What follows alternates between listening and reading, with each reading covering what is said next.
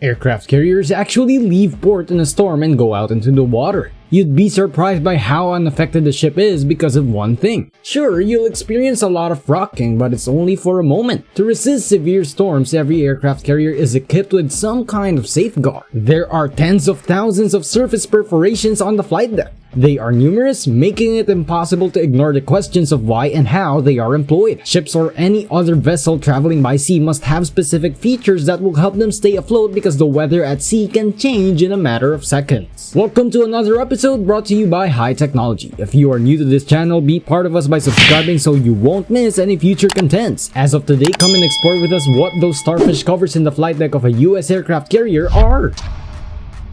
The open ocean is where most aircraft carriers operate. They are usually wind and waves on the open ocean. Aircraft carriers frequently pitch and roll due to wind and waves. When the deck they are sitting on pitches and rolls, aircraft tend to shift and roll as well. Storms frequently occur when ships are at sea, but they try to stay away from the larger ones. They avoid the worst of it by moving around them, but in general, bad weather cannot be avoided. Ships have methods for tying down or securing the majority of moving objects, even in aircraft. Additionally, they include watertight doors that prevent water from spreading inside while keeping rain and waves outside. Due to their size, aircraft carriers can withstand storms better than other ships. An aircraft carrier's flight deck is around 60 to 70 feet above the ocean. Rarely do waves over a carrier's bow break, but those cruisers and destroyers frequently bury their bows in choppy waters. Regularly doesn't mean weekly or even monthly, but during a deployment they will have weather like that multiple times and they will have to spend the day or night getting the bow washed over. And in some places, if you operate there frequently, you'll spend a lot of time in inclement weather. Whether Nimitz class or Ford class US aircraft carriers are capable of withstanding a heavy or significant storm while carrying aircraft, but they would almost certainly receive damage, especially at the eye of a hurricane or typhoon. The front line would be aerials and airplanes, perhaps not to the flight deck. With considerable success, the Navy tries to get its surface fleet out of the way of hurricanes and typhoons by employing the available long-range weather and mapping systems, allowing the ship's adequate time to be kilometers outside the weather front. The internet is flooded with images and videos of waves crashing over the flight deck and all the way up to the bridge, proving that ships can withstand a lot of pounding without being damaged. But let's not lose sight of the fact that a carrier might still be sunk by extreme weather. The frequency, speed, angle, and ability of the crew to stabilize the ship while waves are hitting are all the more important factors than the height of the waves in determining whether a ship would sink. It is possible to fall and flip the carrier if it is not in the proper position when strong waves strike. A significant national tragedy with the potential loss of 4,500 to 6,000 personnel, both men and women, would result from this. In addition to the $121.2 billion spent on the carriers, some other billions were spent on planes, spare parts, and accessories. From ship's crew to deck crew to pilots, all of the stories have only heightened the missive of you cannot predict Mother Nature. Some ships have been lucky with little or no damage or escaped storms and typhoons completely, while others have lost planes and equipment or had damage done to the ship. This was to show how far a navy goes to protect its fleet and how ocean and weather combined can contribute to a ship sinking and how the disaster would be felt. It is crucial to be aware of the tools and technologies that aircraft carriers need to use to keep the entire ship and the people on board safe as they become more susceptible to various disasters. The aircraft can be chained and placed on the flight deck using pad eyes, preventing them from rolling off the deck and into the water, which is very expensive when it makes an aircraft unrecoverable. When an aircraft is not actively being controlled by a pilot or brake rider, tie downs or pad eyes serve as an anchor point to chain it to the flight deck. Despite some gnarly non-skid coating, portions of aircraft carriers may become extremely slippery when the coating wears away with use and fuel, oil, and hydraulic fluid buildup accumulates. This is why they need to be chained down. Thousands of ships and boats have capsized due to bad sea conditions or storms. Some maritime catastrophes were so disastrous that the ship broke apart. And now we are interested in the thousands of holes on every flight deck. The potential of mishaps at sea remains considerable regardless of the type of flight deck utilized by a naval ship, which is why these holes are necessary. The holes are there to hook them down, keeping the aircraft floating regardless of the tides at sea and preventing the planes from slipping into the sea when a turbulent storm occurs. The holes direct the aircraft to the deck much like an anchor moors a ship. The jet fighters are tied down so that they stay in place in case a storm befalls the crew, and the changes are severe enough to prevent an aircraft from flying into the air. That's not all, though. Naval officials claim that this protective feature has another function. For the tie-down game, the holes, also known as pad eyes, serve as targets. Whenever an aircraft on the ship needs to be repositioned, this game generally comes up. The goal is to demonstrate how the tie-down chain may be thrown accurately to swiftly secure the hook into the crossbar of the tie-down pad. Pilots who sleep below deck detest the game because it gives them unending headaches that are unneeded. It's too loud, they claim. Employees that are in charge of maintaining the aviation tech surface detest this game as well. The dots are countermeasures that are washed down nozzles as a safety precaution in the event of a weapon deck. Things for aircrafts may only get worse without these pad eyes. Consider the FA-18 Super Hornet fighter plane that crashed into the Mediterranean Sea from the USS Harry S. Truman's flight deck. The Super Hornet, which belonged to carrier Air Wing 1, was thrown overboard when the ship was carrying out an at-sea resupply due to unforeseen heavy weather. The statement continued, during takeoff or landing, Navy jets have been reported to fall into the water. Losing a plane to choppy waters is unusual. Normally, during bad weather, there is a method to tether down aircraft to the deck. Additionally, the carrier is home to several aerographers' mates, sailors skilled in evaluating and forecasting weather, stationed aboard the ship. 1995 saw one of the final instances of a plane being blown off a flight deck, though it was not because of choppy waters. A F-14 Tomcat fighter flying off the USS Independence blew another Tomcat into the water in April of that year. The Navy is considering whether to recover the Super Hornet from the Mediterranean naval's bottom despite having the capability to do so, according to a Sea Service spokesman. An F-35C Lightning II jet that collided with the deck of the aircraft carrier USS Carl Vinson in January before slipping off and sunk into the South China Sea was retrieved by the Navy in March 2022 from 12,000 feet off sea. The Mediterranean Sea is 4,900 feet deep on average. Although the Navy reported one sailor suffered minor wounds while performing operations amid the unexpected heavy weather, they are in stable health and should fully recover. The event did not appear to result in any injuries. The flight decks come in a variety of styles. Either a flight deck is angled or it is constructed to resemble a ski jump. This deck has an angled runway that is distinct from the center line. It was designed to accommodate faster jets. Scoot deck, canto deck, angle deck, and waist angle deck are other names for this kind of deck. The runway often begins at an angle from the center line, and the AFT portion of the deck is typically wider. The ski jump in the second design has a runway that is inclined upward. There isn't always a constant upward curve in the deck's construction. As it ascends, the aircraft's gravity will decrease, but after it leaves the flight deck, it will continue to accelerate. Once the aircraft's velocity reaches to zero, it enters a steady flight. At the end of the flight deck, a curved ramp is used to create the curve. For safety takeoff, the construction is mostly for bigger aircraft. On this kind of flight deck, the aircraft will begin its flight with a positive rate of ascent. If the end is curved that way, according to some physics calculators of velocity and balance, the aircraft should achieve faster and safer balance following takeoff from a flight deck like this. What are your assumptions about those holes or starfish covers on the flight deck of aircraft carriers? Let's hear what you think in the comment section down below. That's it for today's video. Thank you for watching. If you enjoyed this content, please don't forget to like and hit the subscribe button and turn on the notification bell so you can always get to watch more incredible videos like this. This has been High Technology, serving you the best and cutting edge contents and the highest form of technology available on the planet. Until then, see you.